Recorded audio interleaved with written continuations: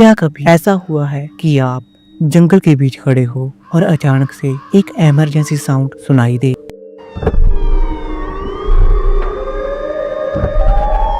कोई पुलिस नहीं, कोई एम्बुलेंस नहीं, बस एक आवाज जो धीरे धीरे आपको अपनी तरफ बुलाती है। अगर आप उस आवाज के पीछे जाते हो तो शायद आप वापस कभी ना आ पाए। इस आवाज का नाम है सायरन हेड।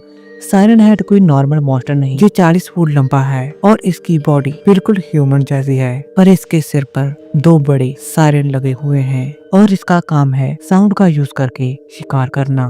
कभी ये इमरजेंसी अलर्ट बजाता है, कभी इंसान की आवाज कॉपी करता है और कभी बच्चे के रोने जैसी साउंड निकालता है। और जब आप उसके पास जाते हो तब समझ में आता है कि आपने कितनी बड़ी गलती कर दी।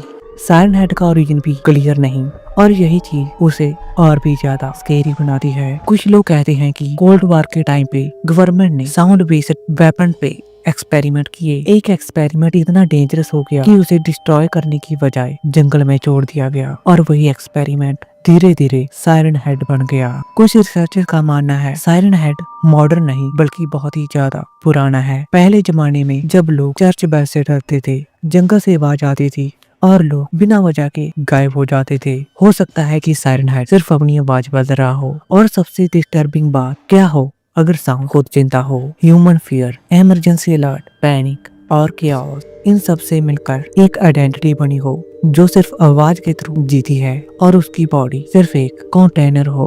और सबसे इम्पोर्टेंट सवाल, आगे सायरन हेड हमेशा जंगल में क्यों दिखाई देता है? क्योंकि जंगल क्वाइट होता है, कोई हेल्प नहीं होती और आवाज दूर तक जाती है। और जब सायरन बजती है तो आप कंफ्यूज हो जाते हो, फाइट और फ्लाइट। सायरन हेड इसी कंफ्यूजन पे सरवाइव करता है। तो क्या सायरन हेड रियल है? अगर ऑफिशियली बात करें तो सायरन हेड एक फिक्शनल कैरेक्टर है, but sound mimicking animals exist करते हैं, मिलिट्री साउंड वेपन्स भी एग्जिस्ट करते हैं।